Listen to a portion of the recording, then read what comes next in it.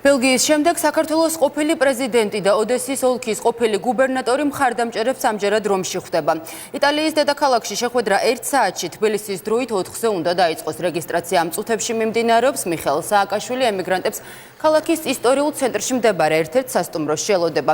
შენობის მიმდებარე ტერიტორიაზე უსაფრთხოების ზომები გამკაცრებულია. იმის მიუხედავად, რომ რეგისტრაცია გაიარეს და აკრედიტაცია აქვს ჟურნალისტებს, მათ შეხვედრის დარბაზში ჯერჯერობით არ უშვებენ. ბოლო ინფორმაციით იტალიიდან ლიკა ალელიშვილი საუბრობს ახლა მომბის პირდაპირ ეთერში. ლიკა, გისმენთ. თამა, როგორც აღმოჩნდა, ჩვენ ცოტა ხნის წინ გავიგეთ, რომ საქართველოს ყოფილ პრეზიდენტსა და ოდესის ყოფილ გუბერნატორს მიხეილ სააკაშვილს არ სურს ჟურნალისტების შეკითხვებზე პასუხის გაცემა, რადგან ჩვენ აქციის შეკრების ორგანიზატორს გიორგი სიგუას ვესაუბრეთ რამდენიმე წუთის წინ. მან გითხრა, რომ ყველა ჟურნალისტი, რომელსაც აკრედიტაცია ჰქონდა გავლილი, შევიდოდით მიხეილ სააკაშვილთან შეკრებაზე და ჩვენ მოგვეცემოდა საშუალება, რომ კითხვები დაგვესვა საქართველოს ყოფილი პრეზიდენტისა და ოდესის ყოფილი გუბერნატორისთვის, თუმცა დაახლოებით 3 წუთის წინ მას შემდეგ რაც ჟურნალისტებმა გადაუწყვიტათ უკვე შეკრებაზე შესვლა, გიორგი სიგუამ ჩვენ არ შეგვუშვა აკრედიტებულ მედიას არ მოგცა იმის საშუალება, რომ შევსულიყავით შიგნით და ამ შეკრების ორგანიზატორმა სიგუამ ჩვენ გითხრა, რომ ეს შეზღუდვები დააწესა სასტუმროს ადმინისტრაციამ. ჩვენთვის ჯერჯერობით უცნობია მოხერხდება თუ არა შესვლა, რადგან ჯერ კიდევ 1 საათია შეკრების შეხვედრის დაწყებამდე დარჩენილი, თუმცა ამ დროისთვის როგორც სავარაუდოდ ჩემს უკან კადრშიც ხედავთ, ჟურნალისტები ვიმყოფებით სასტუმროს შესასვლელთან და არ გვეძლევა შესვლა შიგნით, რაც შეეხება იმ ადამიანებს, რომლებიც ემიგრანტები, რომლებიც მოსულები არიან მიხეილ სააკაშვილთან შესახვედრად და არიან მისი მხარდამჭერები, მათ ისინი რეგისტრაციას ამ დროისთვის გადიან და თავისუფლად ახერხებენ სასტუმროში შესვლას.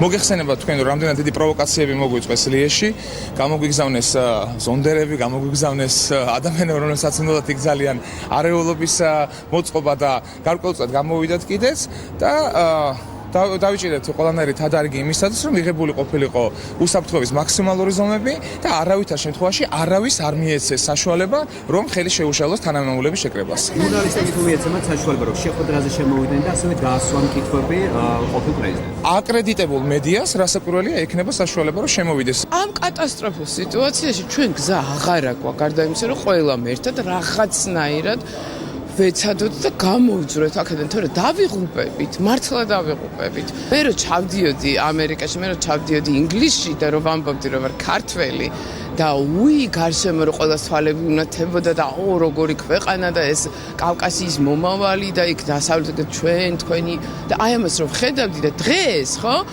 პრეზიდენტის ინაუგურაციაზე ჩამოვიდა ვინ ჩამოვიდა? არავინ არ ჩამოსულა. ერთი ჩამოვიდა ვიღაც სომხეთიდან, როგორც მახსოვს და ერთი ვიღაცა მინისტრის მოადგილე, რაღაც დაახლოებით ხო ეგეთი რაღაცა იყო და კარგით რა ხალხნო, რა კარგით.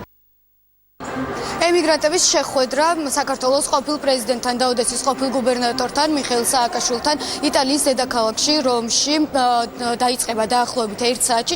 ჩვენ ვრჩებით ადგილზე და იმედს ვიტოვებთ, რომ ჟურნალისტებისთვისაც გახდება ცნობილი თუ რაზე სურს საუბარი მიხეილ სააკაშვილს თავის მხარდამჭერებთან. ლიკა, მადლობა, ველოდებით დამატებით ინფორმაცია შენგან უკვე მომდევნო გამოშვებებში. ეს ლიკა ალელიშვილი იყო და ჩართვა რომიდან, სადაც საქართველოს ყოფილი პრეზიდენტი მხარდამჭერებს ხვდება.